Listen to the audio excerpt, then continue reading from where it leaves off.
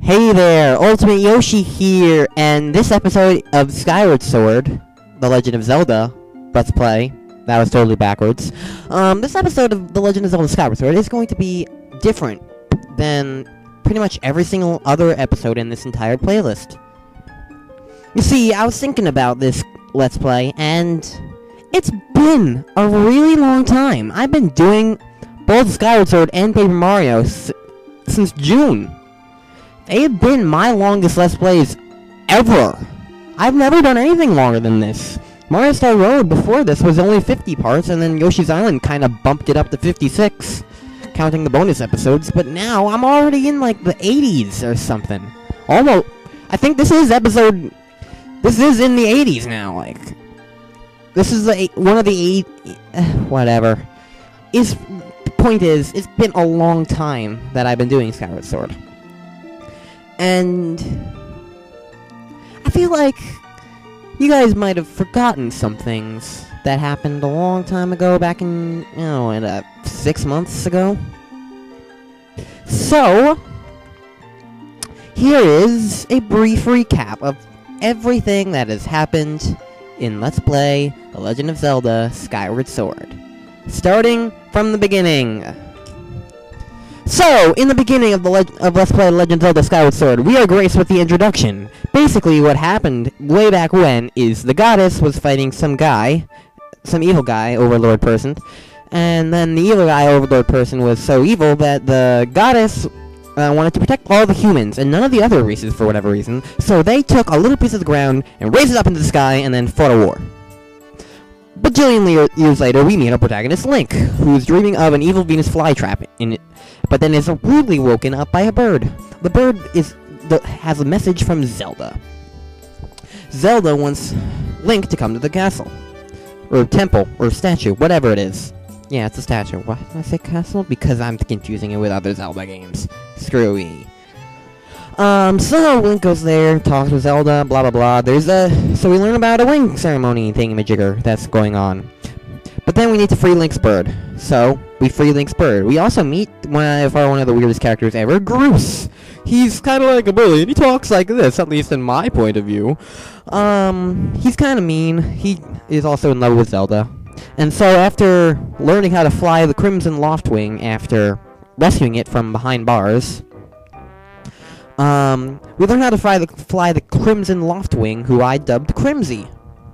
Then Zelda gets abducted by a giant black tornado. When we wake, we get visited by a blue specter, who we later find out is known as Fee. She directs us to a secret room where we find the Skyward Sword. Gee, I wonder what the title was based off of. Anyway, Zelda's father shows up and talks about some legendary stuff, but we don't really care about that. What we do care about is that we got a tablet that allowed us to go to the surface. Here, in the surface, we went to Faron Woods for the first time. Here in Faron Woods, we met an old lady who looks like an old man. In the sealed temple, we ascended a gigantic spirally pit. And then we met Gorko the Goron, who is in love with archaeology. We saved him from some bokoblins, and then he kind of went on about stuff. Afterwards, we went on a Kiwi hunt. However, I misread their names as Kukis, and that will never leave. So I went Kiwi hunting, and so that was kind of boring. So eventually, after I found the Kiwis that I need to find, the elder guy, what did he give me? The slingshot. Yeah, he gave me the slingshot, and I used the slingshot to get into the deep woods, and after use of the deep wood stuff, I found the very first temple, Skyview Temple. Here in Skyview Temple, I came across an annoying eye puzzle that took me a while to figure out, and then there was a lobby room thing that had a bunch of different switches I need to hit. After finding out I need to hit the switches, I had to go through quite possibly one of the freakiest enemies of all time that has ever graced my YouTube screen, the Skulltulas. My god, were they creepy to me. After cursing for quite possibly the very first time on video, I ended up fighting, having my very first guest commentator ever in this LP. Captain Yoshi. He kind of joined me for the first boss fight ever against Demon Lord Girahim. Girahim is kind of like a creepy, weird villain main guy of the game, and he wants to resurrect his old dead master. So we fought him after about 10 minutes, and then we found Zelda or something, but then she went away. So we need to find her again. After going to the Lumpy Pumpkin, and breaking the chandelier, we ended up putting the next tablet we got into the big statue and going to the next region of the game, Elden Volcano. Here, where there was lots of lava everywhere. However, it was not in my hair. After, well, meeting the Mogmen, or Mogmai,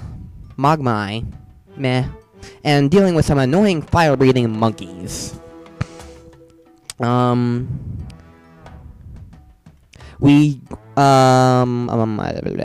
lost track of what I was saying. What happened again? Well, honestly, we just kind of went up the mountain. Nothing really extra happened. We went up the mountain. That was pretty much it for Elden Volcano. Talking about Elden Volcano. But then I went up to the Earth Temple, and, well, nothing really special happened in the Earth Temple. I rolled on a ball, and then I fought Skaldora, and then that was pretty much it. After that was a few side quests, including meeting a giant demon Batro, who wants to be human, and gave me the incredibly long quest that I never completed, getting a bunch of gratitude crystals so he could turn human. Probably won't be doing that in this LP. Then I had quite possibly a really, really annoying thing that reminded me of Yoshi's Story now that I think of it. I need to balance pumpkins. Not very fun. After that, I went to Lanayru Desert, the third area of the game. Here in Lanayru Desert, we first met the Time Shift Stones, which allowed us to go back into the past of Lanayru Desert, where it wasn't no longer a desert, where there were a bunch of mine creature things that I still don't remember the name of. God. So, Lanayru Desert was kind of filled with sand, as one would think. I got an upgrade to the Beetle, which I got back in Skyview Temple that I never mentioned.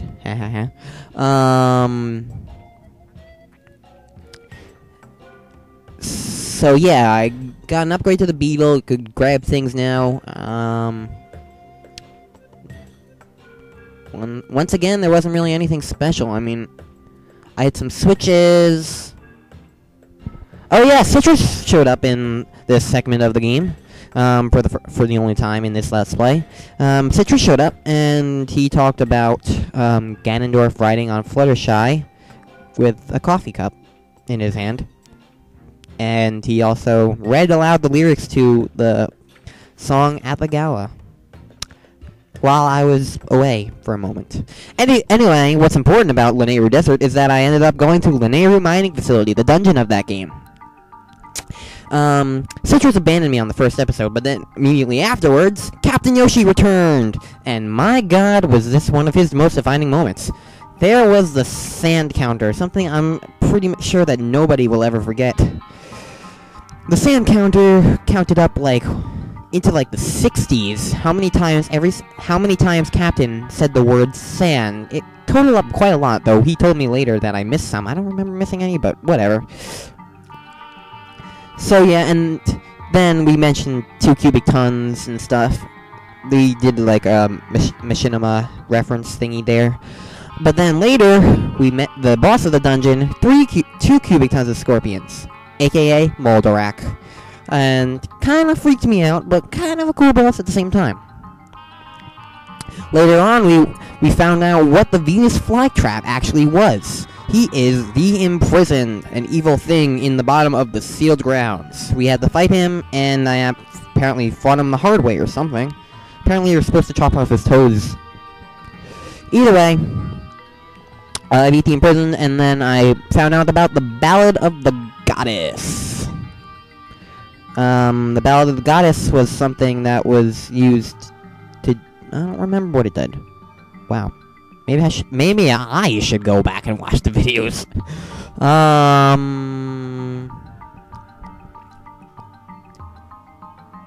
Well, we got music stuff, and I do remember we just kept getting songs. So we had to go to, like, inside the gigantic Thunderhead, a big bubble cloud in the sky. And in the Thunderhead there was an aisle of songs, and in there we got new songs. One for each of the 3 different regions: Farron Woods, Elden Volcano, and Lanayru Desert. First up was Farron Woods, where we learned the song from Faroer.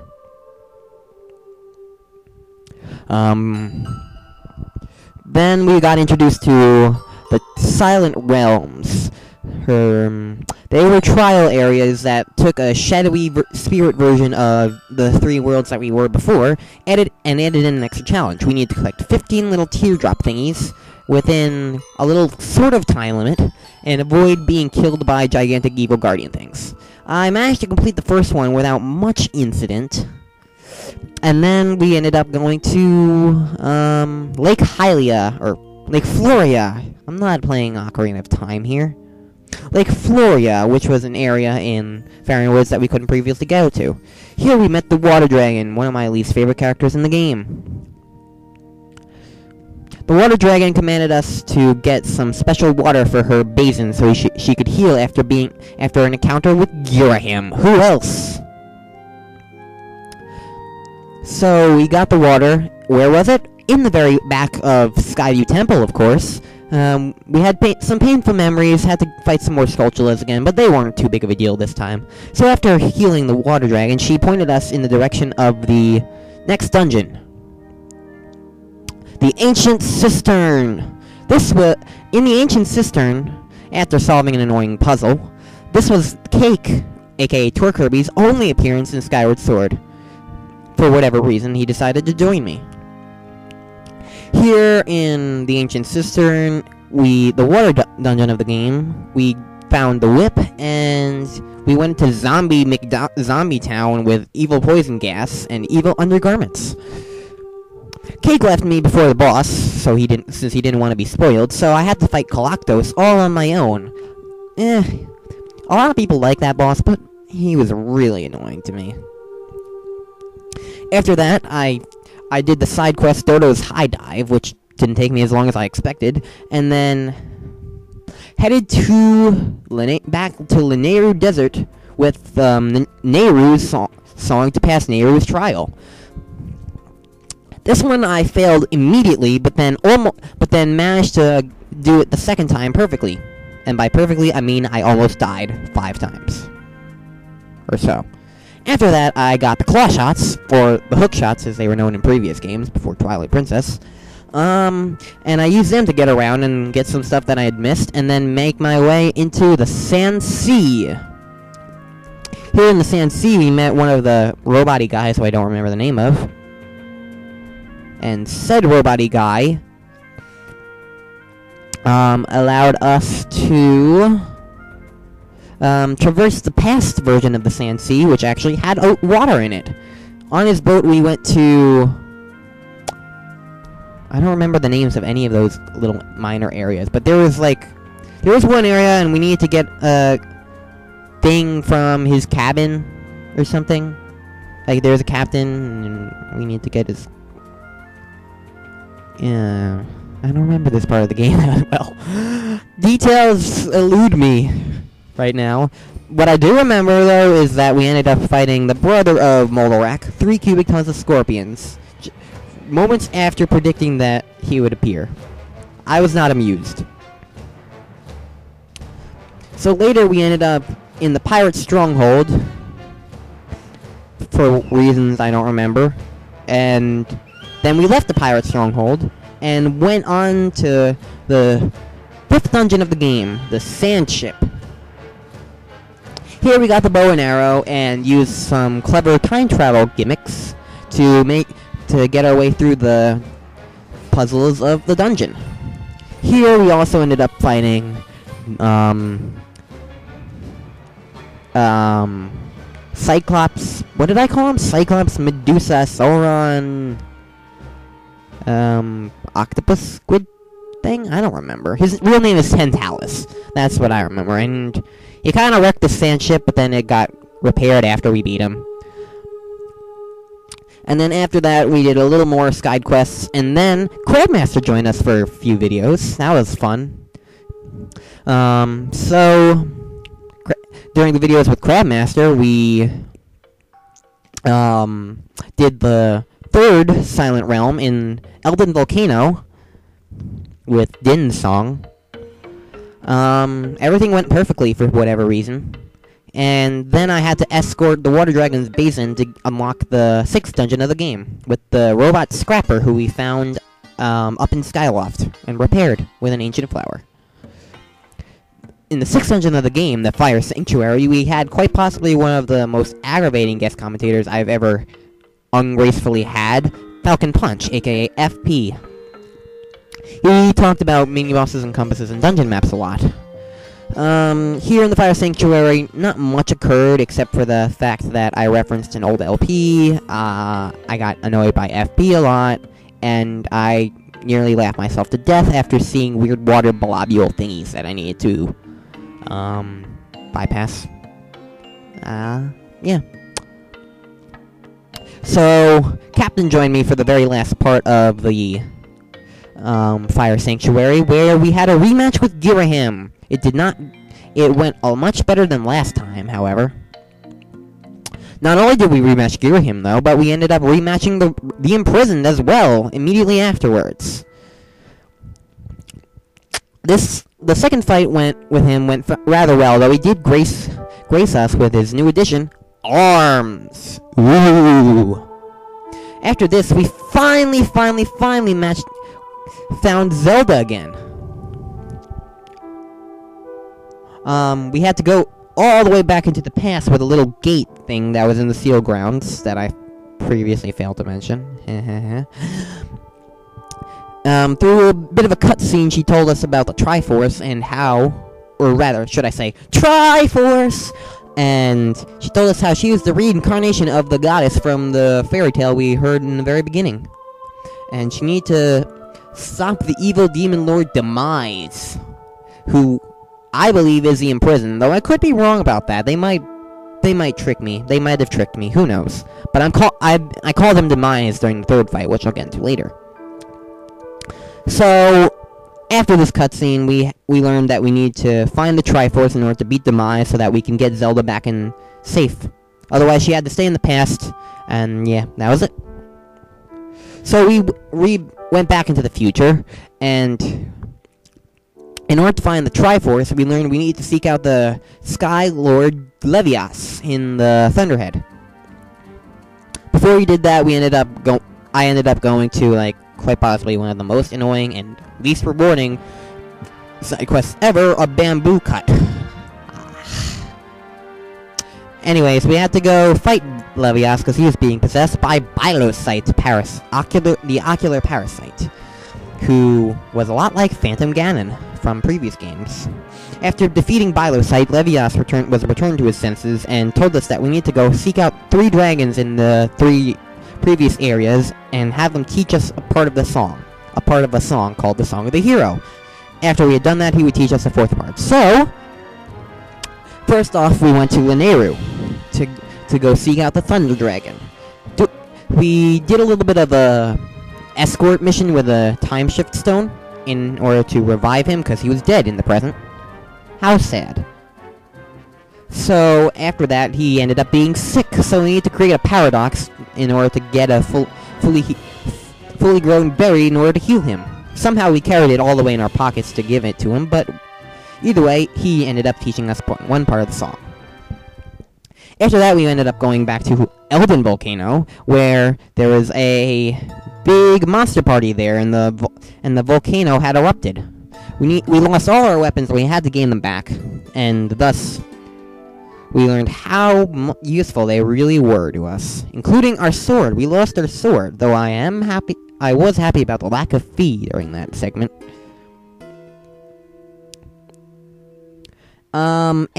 After doing all that,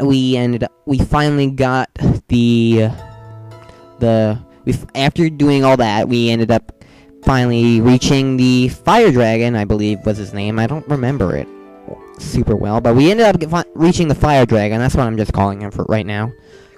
And the fire dragon taught us his version of his part of the song without giving us any extra task to do. After that, we returned to Farron Woods, where we had to fight who else but Demise again, aka the Imprisoned, aka the Venus Flytrap, who doesn't look like a Venus Flytrap in the slightest. Anyway, this time his new trick up his sleeve was a halo that allowed him to fly. We ended up launching ourselves with Groos's thingamajigger onto him, and we killed him, or rather, sealed him back away again. After that, Groos launched us into Farron Woods, where we found out that it was flooded by the water dragon, who, I don't remember the reason, but it was a stupid reason. Anyway, she still didn't believe that we were the hero of legend, so she gave us Tadtones to search for.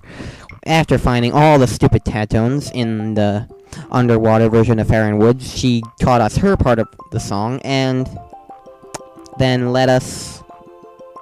drained all the water and left back to her own home in Lake Floria.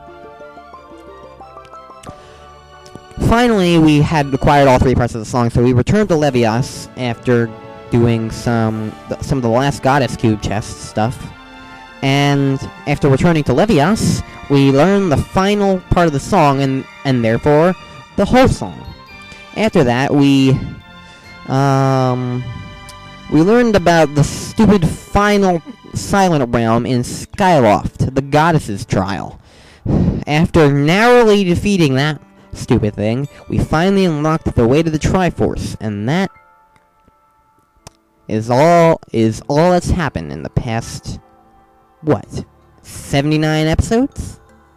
Hope this recap was helpful and jogged your memory a bit. Sorry about the lack of details, but maybe I need a jogging of my memory too. Either way, I'm Ultimate Yoshi, and I will see you in the next one where actual new gameplay stuff happens. Bye!